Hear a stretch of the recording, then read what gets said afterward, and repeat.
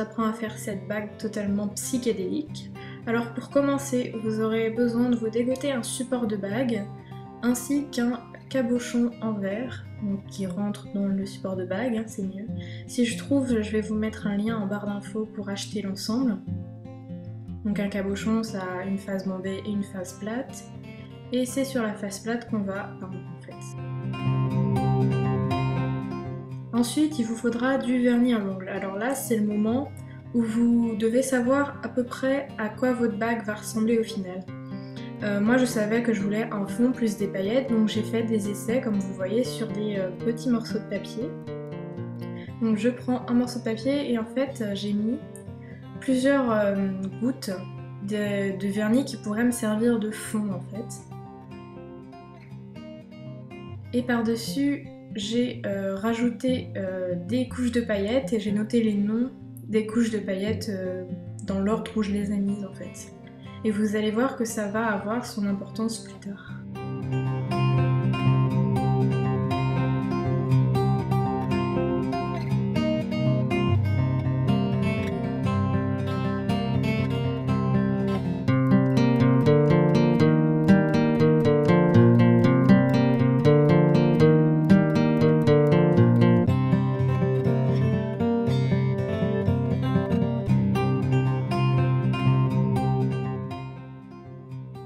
Là, j'ai trouvé une combinaison qui me plaît pas mal, voilà, c'est celle-ci du milieu.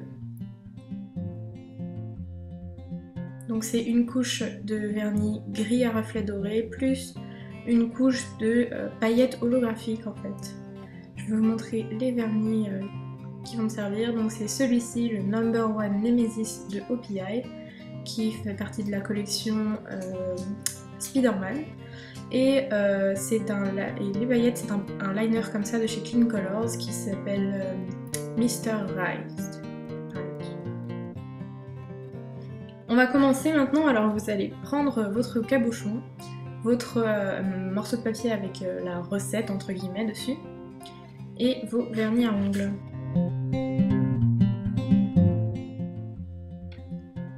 Alors comme on va peindre sur la face plate du cabochon, il va falloir le mettre à l'envers. Mais comme vous voyez, ça bouge. Pour peindre, c'est une horreur, c'est pas très stable.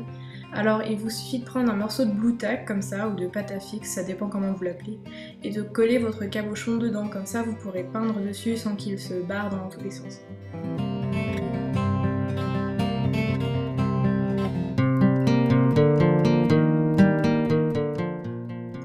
L'importance d'avoir votre recette à proximité, c'est parce qu'on va peindre les couleurs à l'envers.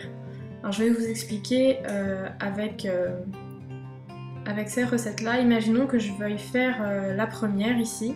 Je vais d'abord commencer par mettre cette couche de paillettes, puis celle d'au-dessus, puis celle d'au-dessus, et je vais finir en tout dernier par mettre ma couche de base.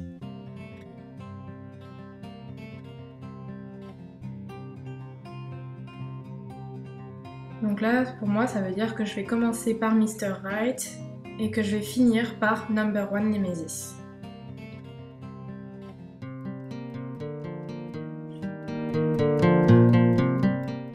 Allez, maintenant on se lance. Je vais prendre mon vernis holographique, enfin mes paillettes holographiques.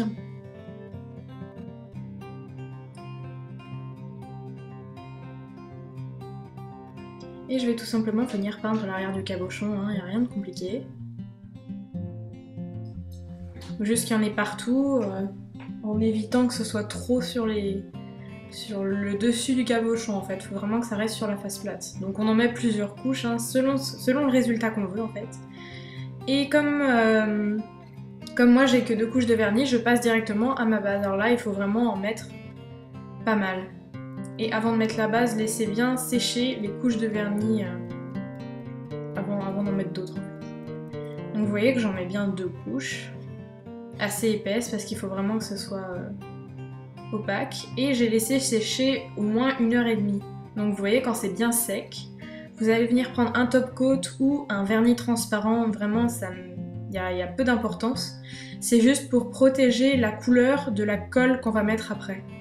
Donc voilà, on met une bonne couche de top coat et on laisse sécher un bon quart d'heure, 30 minutes. Une fois que c'est tout sec, voilà à quoi ressemble le mien. Vous voyez que c'est franchement magnifique, tous les petits reflets, c'est... voilà. Je pense que j'ai trouvé une bonne combinaison de vernis, mais après c'est à vous de tester aussi plein d'autres combinaisons. Donc je vais venir prendre mon support de bague et ma colle pour bijoux. Moi j'utilise de la colle de chez Rayer, mais vous pouvez aussi prendre de la super glue qu'on trouve au supermarché, du moment que c'est une colle assez forte, il n'y a pas de souci. Donc voilà, tout simplement je vais en mettre dans mon support de bague.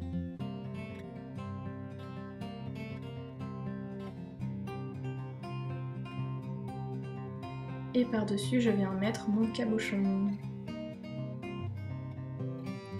Voilà, j'appuie un peu. Et donc sur le tube, ils disent de laisser sécher au moins une nuit. Mais franchement, au bout d'une heure, ça tient déjà très très bien. Donc voilà, vous allez laisser sécher votre bague. Et voilà ce que ça donne quand on la porte. Donc n'hésitez pas à vous abonner si vous aimez le résultat.